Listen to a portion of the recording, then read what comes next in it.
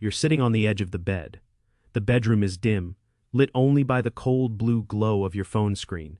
Your partner is lying on her side, her back completely turned to you, her shoulders rising and falling in slow, heavy breaths. You're only 2 feet away from her physically, but the emotional space between you feels like an ocean.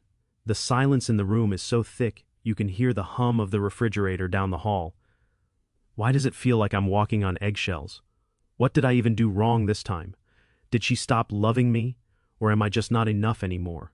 Am I the problem? Wait. Read those thoughts again. But here's the part almost nobody says out loud. Your relationship didn't start drifting because your love faded. It started drifting because your safety did. You didn't stop caring about each other. You stopped being a partner she could lean on, and started being a problem she had to manage. You are not failing at love, man. This is not a sign that you chose the wrong person, nor is it proof that you aren't cut out for a lasting relationship. Every man who has ever tried to love deeply has stood right where you are standing tonight.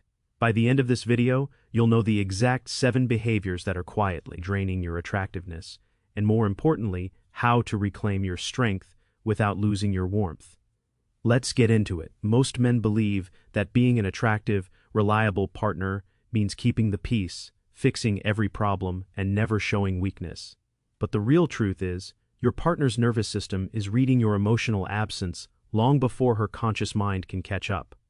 When you withdraw your genuine self to avoid conflict, she doesn't feel peace. She feels abandoned. Love doesn't die from big, explosive fights. It suffocates under the quiet weight of unspoken tension. In relationship psychology, this is known as the anxious-avoidant trap. When she reaches out with frustration, it's often a desperate protest for connection. But when you respond by shutting down, your nervous system treats her emotions like a threat. Your nervous system in conflict is like a smoke detector. It cannot tell the difference between your partner raising her voice and actual physical danger, so it sounds the alarm regardless. You pull away, she chases harder, and soon you are both trapped in a cycle where nobody feels heard. And once you see this pattern, you'll start noticing it everywhere in your relationship. Here's where it shows up first. Number 1. The invisible withdrawal. Fixing instead of holding. Here's the part no one talks about. Let's call this the Mr. Fix-It trap. Most men think that when their partner is upset, their primary job is to find a solution, wrap it in a bow, and put it away. They treat emotional expression like a broken appliance. But here's what nobody explains. When she is venting, her nervous system isn't looking for a strategy. It's looking for safety.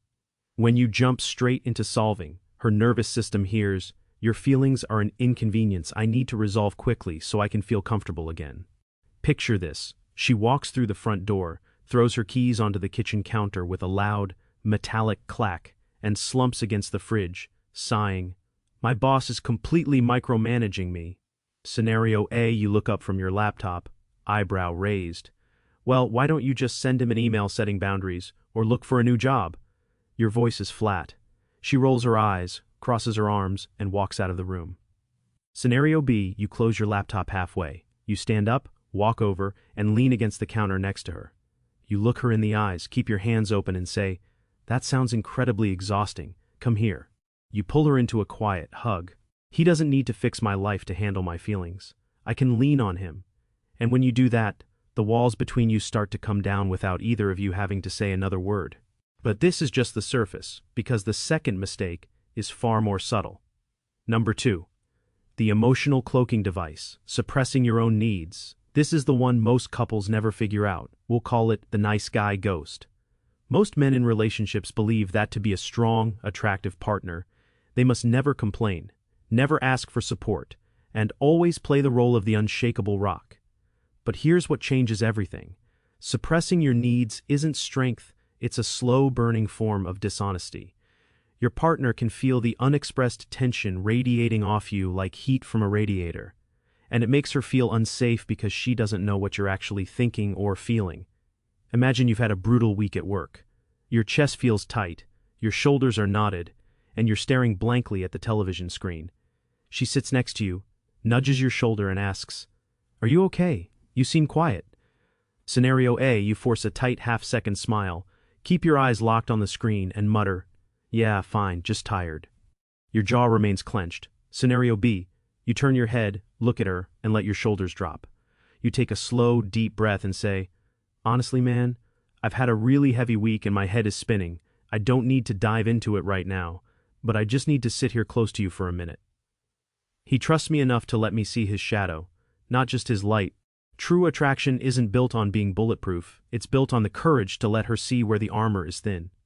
Yet, even when you learn to share your feelings, there is a dangerous trap in how you handle her reactions. Number 3. The scoreboard syndrome. Transactional intimacy. This is where it gets really interesting. Let's call this the hidden ledger. Most couples default to a subconscious system of keeping score, measuring how many dishes they washed, how many times they initiated intimacy, or who apologized first during last week's argument. Not louder conversations, not more compromising, not scheduling a weekly check-in, but two people who stop keeping score and start showing up unconditionally. When you treat love like a negotiation, your partner feels like a client being billed rather than a lover being pursued. It turns emotional safety into a business deal. You're both in the bedroom, she's folding laundry at the foot of the bed, and you walk in holding a clean mug. Scenario A, you set the mug down and say, "I cleaned the kitchen, so maybe we can finally have some time together tonight?" Your eyes are scanning her face for a deal. She freezes, her shoulders stiffen, and she sighs. Scenario B, you walk in, wrap your arms around her waist from behind, press your face into her hair and say, "You've been running on empty all day. Let me finish folding this while you take a hot shower."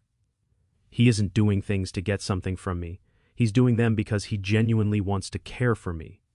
That's when your partner stops feeling like a problem to manage and starts feeling like a person to come home to. But what happens when that connection is threatened by an active conflict? Number 4. The stonewall defense, walking away to cool off. And this is the pattern that breaks more relationships than infidelity ever will. Let's call it the silent withdrawal. Most men, when an argument starts escalating, will physically or emotionally shut down, walk out of the room, or go silent under the guise of not wanting to make things worse. But here's what nobody explains.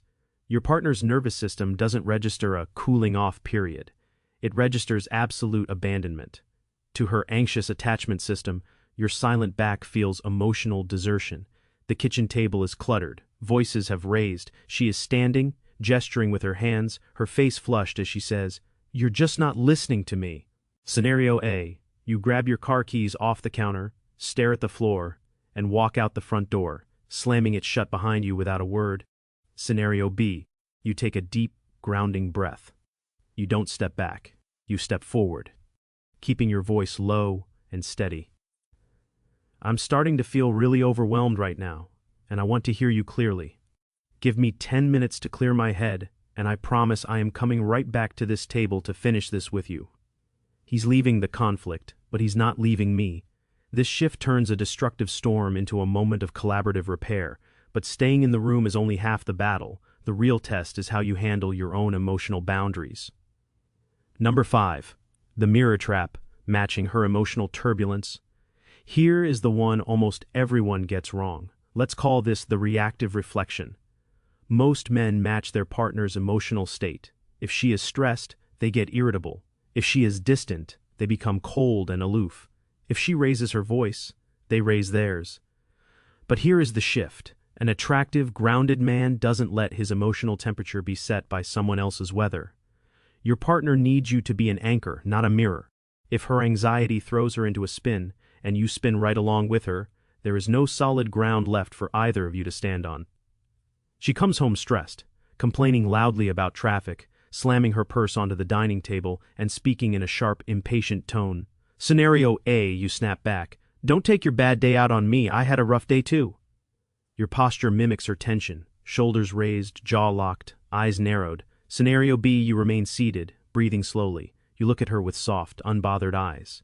You don't absorb the anger. You say, "Sounds like the drive was a nightmare, let me take your coat."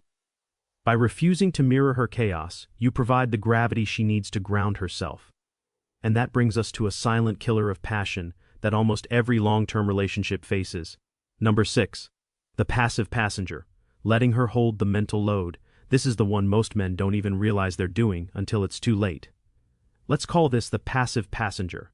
Most men default to letting their partner make all the emotional and logistical decisions, planning dates, bringing up relationship issues, or managing the household rhythm, thinking they are being easygoing. But here's the truth. Being easygoing often feels to her like emotional laziness. When she has to steer the ship entirely on her own, she stops seeing you as a partner and starts feeling like your mother. And there is nothing that kills romantic attraction faster than maternal energy. It's Friday night. You're both sitting on the couch, scrolling through your phones, staring at a blank television screen. Scenario A, you shrug and say, "I don't care. Whatever you want to do is fine with me. You choose." Scenario B, you put your phone down, look at her and say, "I booked a table at that Italian place you mentioned last month. Put on that green dress, we're leaving at 7. I don't have to carry the weight of us all by myself." He's leading. When you step into the driver's seat of your relationship, you free her to finally relax into her feminine energy. But there is one final, ultimate mistake that sits at the very root of why relationships fall apart. Number 7. The validation addiction. Losing your center to keep her happy. This is the ultimate test of an attractive man. We call this the approval chase. Most men bend their values, change their opinions, and sacrifice their personal mission just to keep their partner pleased and avoid any form of disapproval. But here is the deepest truth of all. A partner cannot respect a man she can manipulate. When you become a chameleon who shifts his colors just to make her smile, she loses her trust in your strength. This isn't a communication hack. This is just what two emotionally mature people naturally do. She needs to know that your boundary is stronger than her mood. You have a planned gym session or a commitment to a personal project, and she looks at you poutily, asking you to stay and watch another episode of a show. Scenario A, you sigh, cancel your plans, and sit back down, feeling a quiet, bitter resentment build up inside your chest while you pretend to watch the screen. Scenario B, you kiss her forehead, smile warmly, and say, "I love you, but I committed to finishing this tonight. I'll be back in an hour to tuck you in."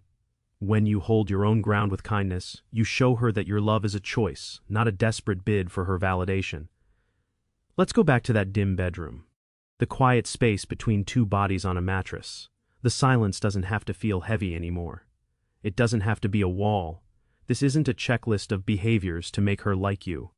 This is an invitation to show up differently, to be a man who is solid enough to hold her emotions, honest enough to show his own, and strong enough to maintain his center.